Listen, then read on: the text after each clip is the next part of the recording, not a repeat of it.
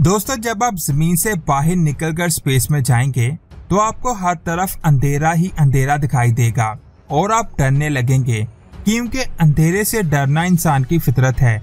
लेकिन जब आप हिम्मत करके आगे बढ़ेंगे तो अचानक से कोई चीज आपको अपनी तरफ खींचने लगेगी, लेकिन वो चीज आपको दिखाई नहीं देगी और आप सोचेंगे कि कोई जिन और भूत आपको अपनी तरफ खींच रहा है।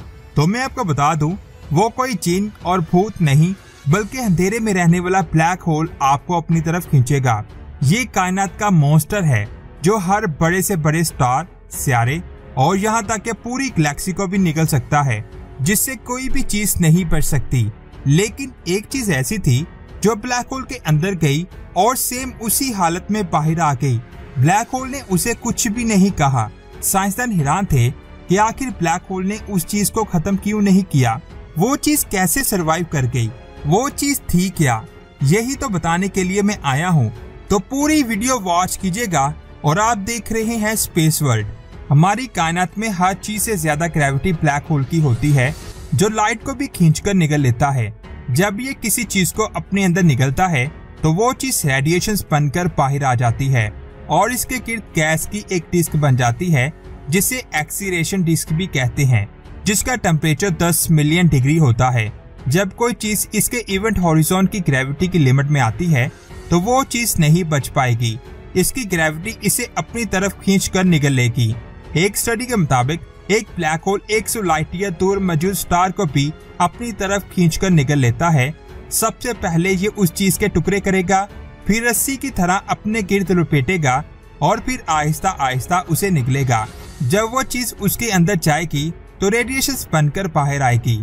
सिंपल अल्फाज में कहें, इससे बच पाना नामुमकिन है।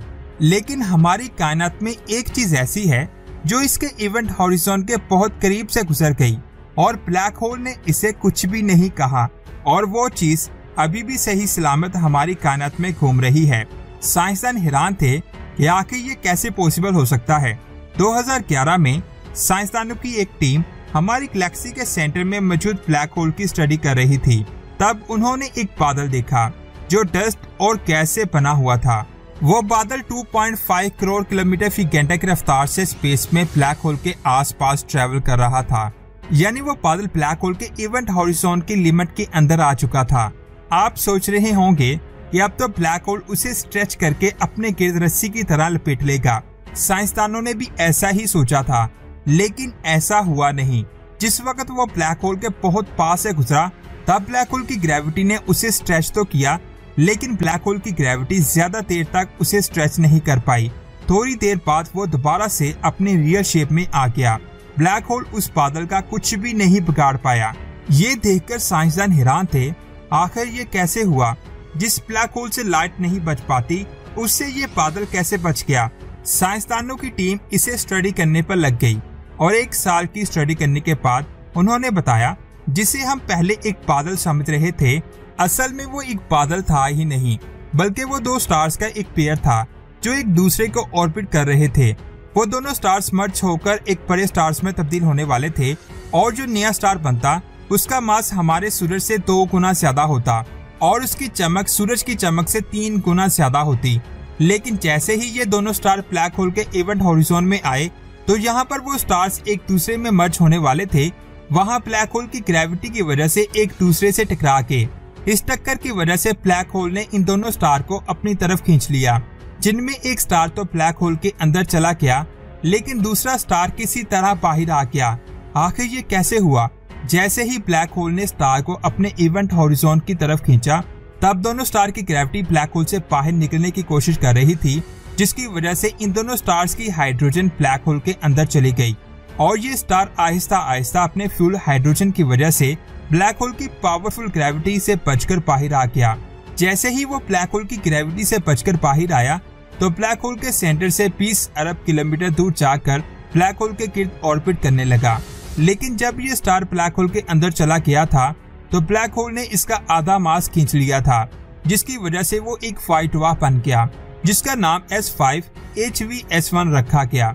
लेकिन ये बात आप जान लें कि पूरी कायनात में ये पहला ऐसा ऑब्जेक्ट है जो ब्लैक होल की ग्रेविटी से बचकर उसके अंदर से बाहर आ गया। लेकिन यहाँ एक सवाल आता है कि क्या ये अभी भी बचा हुआ है? कई साइंसदानों का कहना है कि ये ब्लैक होल को ऑर्बिट तो कर रहा है, लेकिन एक स्टेबल ऑर्बिट में नहीं बल्कि अनस्टेबल ऑर्बिट में इसे ऑर्बिट कर रहा है। इस ब्लैक होल का नाम GSN 069 है। ये ब्लैक होल वक्त के साथ साथ बड़ा होता जा रहा है और एक वक्त ऐसा आएगा जब ब्लैक होल का साइज इतना बड़ा हो जाएगा कि वो इस स्टार और कई दूसरे स्टार को आसानी से निगल लेगा, क्योंकि इस ब्लैक होल का मास हमारे सूरज से 4.3 मिलियन गुना ज्यादा है। तो यहाँ एक सवाल आता है कि इतने बड़े ब्लैक होल से ये छोटा सा स्टार कैसे बच गया? इसकी दो वजूहात हैं। पहली वजह है स्टार का मास। एक स्टार का मास जितना ज्यादा होगा, ब्लैक होल के लिए उसे निगलना उतना ही आसान हो जाता है, क्योंकि ग्रेविटी बड़े ऑब्जेक्ट पर ज्यादा इफेक्ट करती है। इसी वजह से जितना बड़ा स्टार होगा वो उतनी ही जल्दी खत्म होगा। लेकिन उस स्टार का मास कम था, जिसकी वजह से वो उस ब्लैक होल से बच गया। लो मास के साथ एक और चीज ने इस स्टार को बचाया होगा, और वो है डेंसिटी। जैसे ही कोई स्टार इवेंट हॉरिजॉन की तरफ जाता है तो ब्लैक होल की ग्रेविटी सबसे पहले उसकी डेंसिटी पर हमला करती है, जिसकी वजह से कुछ स्टार उसी वक्त खत्म हो जाते हैं, लेकिन कई स्टार का आधा साइज ही खत्म हो पाता है और आधा बच जाता है। इसी वजह से ये स्टार भी बच पाया। इसकी दूसरी वजह है वेलोसिटी।